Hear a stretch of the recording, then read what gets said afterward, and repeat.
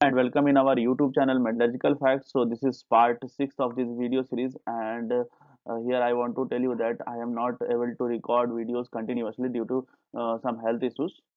Anyway, again I am trying to give some remaining questions from GATE 2021. Okay, so this is part 6, and this question is basically from mass transport processes. Okay, so water flows over a plate of a finite length at x is equals to x1. Okay, so this is given data, and the velocity of flow is also given. This is velocity. Okay, so the thickness they are asking, the thickness delta in meters of the boundary layer at x is equals to x1. Okay, so here we need to assume something. Something you can assume that at y is equals to delta. Okay, and then after that you can differentiate this vx value for getting the value of that distance. Okay, that thickness basically. Okay, so what we will do, we will differentiate this velocity in terms of y. Okay, at delta, that at y is equals to delta. Okay, so dv by dx we need to dv by dy we need to find. So what is the value of y is equals to 0.5 y minus 0.5 y cube. Okay, so if we will find the dv by dy here, this is velocity, sorry, dv by dy at delta, so we will get 0.5 minus 0.5 minus 0.5 into 3 y square. Okay, so this value will be equals to 0 for getting the value of this distance or the thickness. Okay, at y is equals to delta value. Okay, so now we will replace this y by delta. So 0.5 minus 0.5 into 3 delta square is equals to 0, because delta is the thickness. This is in meter, because this velocity is also in meter, they will get. Okay, so from here 0.5 is equals to 0.5 into 3 y sorry delta square. So 0.5 get cancelled, delta square is equals to 1 by root 3. Delta is equals to 1 by root 3, delta is equals to 0.577. Okay, so for here, for this question, 0.577 0.577 is correct answer. Okay, so this is the correct answer, and you need to write up to two decimal places, so you can put like that 0.58 also. Okay, this question is basically from thermodynamics part, and the figure shows the entropy versus temperature plot for a reversible cycle. So here they have given that T1 is equals to 200 Kelvin. This question is also very easy. T2 is equals to 600 Kelvin. So that the efficiency of the engines they are asking. So you can assume like the Carnot engine.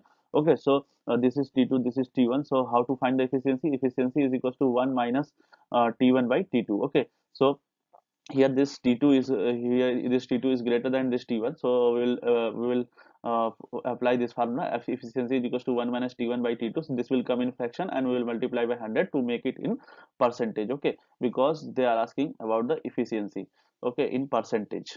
So eta is equals to 1 minus T1 is 200, and this is 600 Kelvin. So from here we will get 400 by 600, that will be equals to 0.6666. Okay, so if we will multiply it by 100, so it will come in percentage, that is 66.66. Okay, so this 66.66 is 66.66% is correct answer for this question.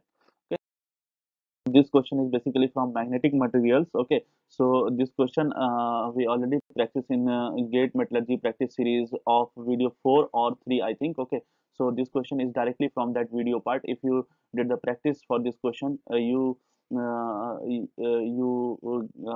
you got the correct answer for this question, because this question is also very easy, and they are asking for the calculating magnetic moment. Okay, so if saturation magnetization of iron at room temperature is given. Okay, so this is saturation magnetization. I am writing here saturation magnetization. So this value is given here.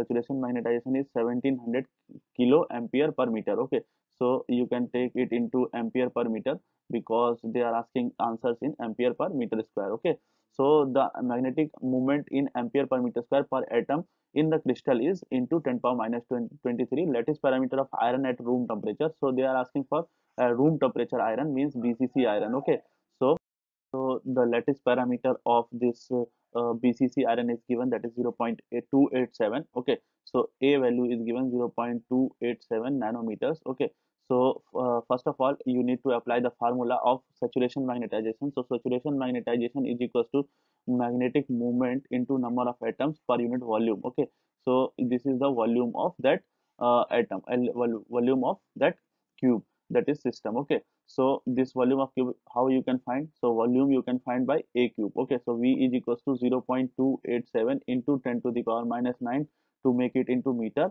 whole cube. Okay, so you will get from here 0.02363 into 10 to the power minus 27. Okay, so this is the volume meter cube.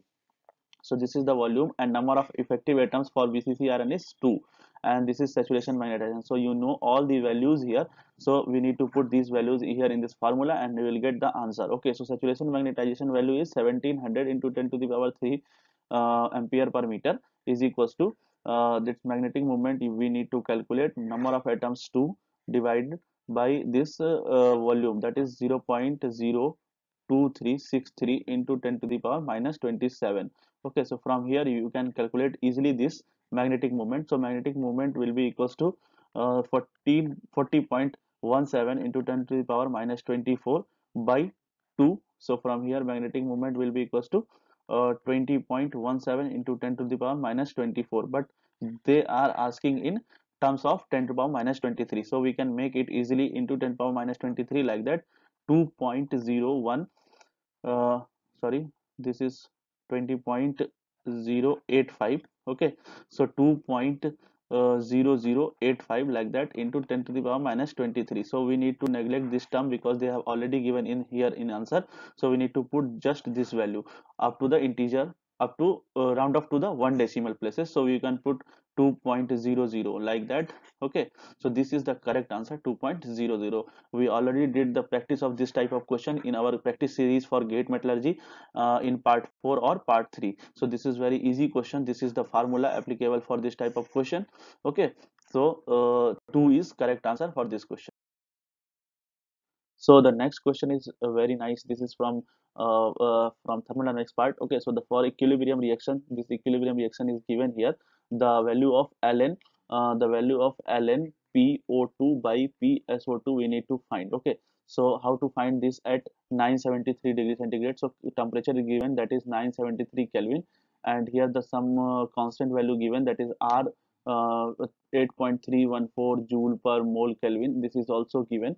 Okay, so from here, from using this equation, by using this equation we need to make this equation, then only you can find the delta G value for this equation. Okay, so how we can do this question? That is 2CuS plus 0.5 S2 gases, okay, is equals to Cu2S, and delta G for this reaction is given, that is minus 100 kg. Okay, so next thing is that second equation is SO2 gas is equals to 0.5 S2, this is also gas, plus O2, this is also gas, and delta G for this reaction is 292 Kelvin, sorry, kilojoule.